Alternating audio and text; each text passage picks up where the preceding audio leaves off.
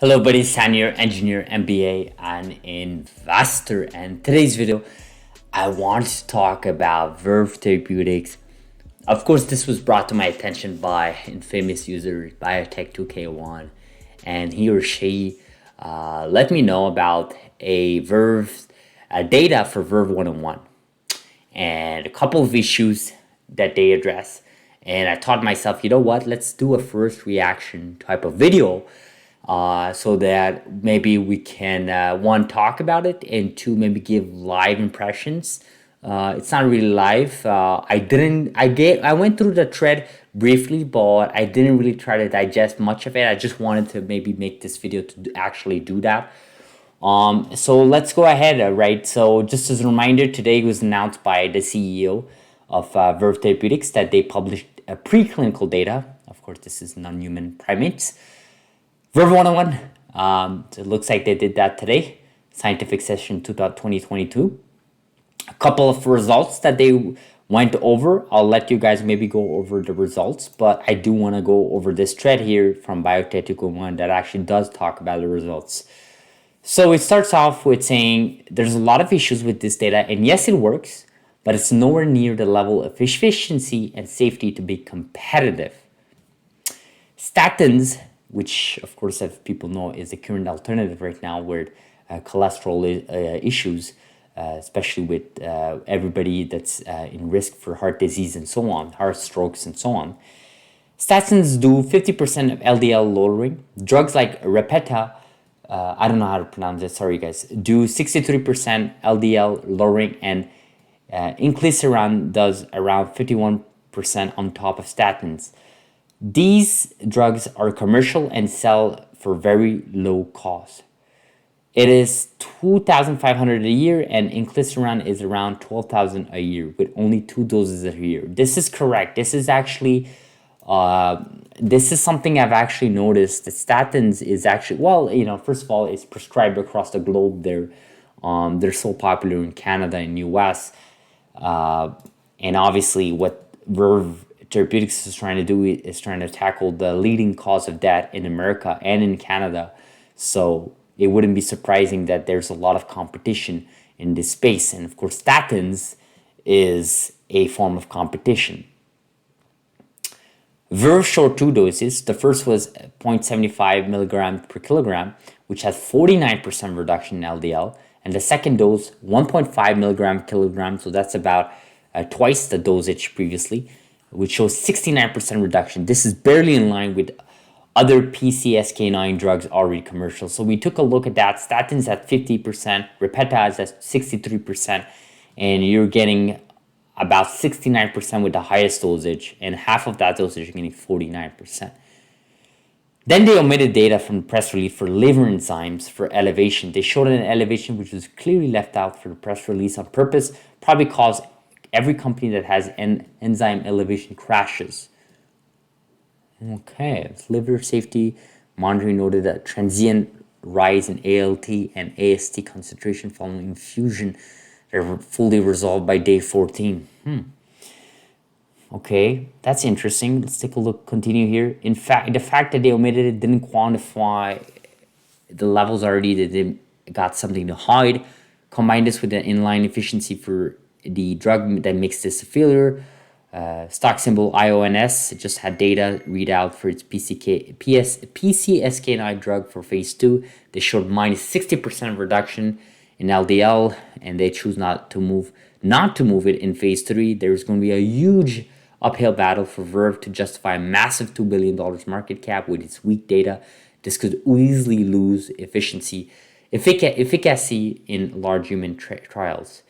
The liver tox alone could derail this program. I'm surprised this wasn't down 20 to 30% of this data on this data. So if we take a look at Verve's stock today, it basically was down about 7% today. Obviously, still above $2.2 billion market cap. Really, really interesting. There was another article here from Investor Business Daily. Let's take a look. And they're also comparing this to statins. So this is not something that only Biotech 2K1 is referencing to. It looks like other research scientists and analysts and articles are talking about, right? Because that's a good reference point, right? It's all about reference point, it's all about comparisons, right? You're not gonna, just because CRISPR as a whole is a fancy technology and base editors are obviously the next generation of CRISPR, starting from CRISPR-Cas9, of course, being the first, does not mean that you don't have metrics to beat, does not mean that current alternatives don't matter anymore. They do matter.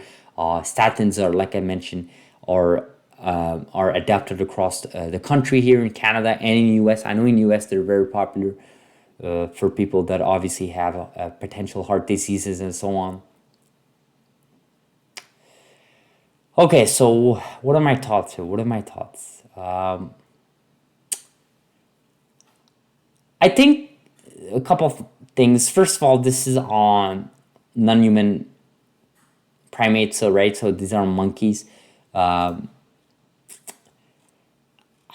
Yeah, it's a bit early for me to have a opinion on this, even though I read this article, this thread here, and plus that article that I just referenced that also talks about statins comparison. I actually agree with Biotech 2K1, statins being quite affordable. Repeta, for example, 2,500 a year, and inclisiran at 12,000 a year with only 2 doses a year. That's actually really affordable, right? Because you got to remember, insurance is going to actually cover most of it, if not all, for some people anyways. I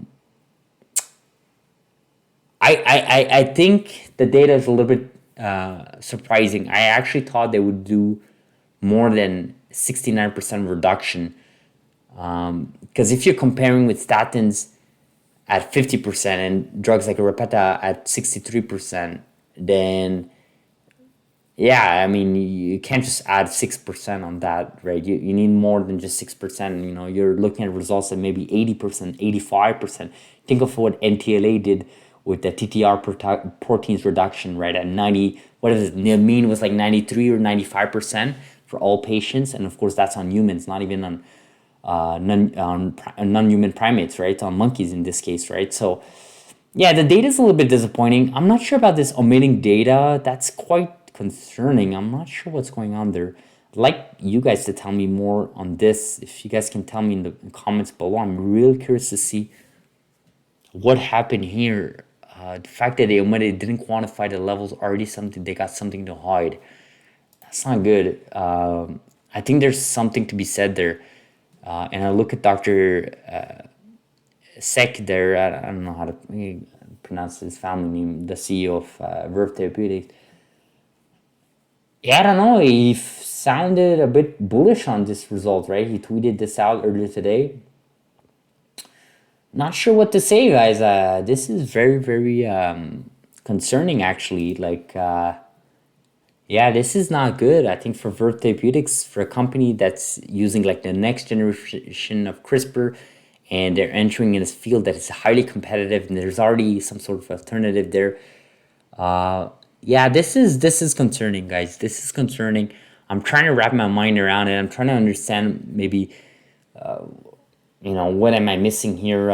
Let me know in the comments below what you guys think about this thread, guys. I think this is my first reaction. Wanted to go over the thread here. Also wanted to talk about this news just released from Verv 101 there for preclinical data. Again, we got to remember it is preclinical data.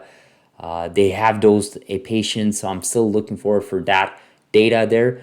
But this is not looking good, guys. Let me know in the comments below what you guys think. This is really interesting. Subscribe if you found this value. Of course, like it. And I'll see you guys in the next video. Have a beautiful day. And let me know in the comments below what you guys think about this thread. Thank you.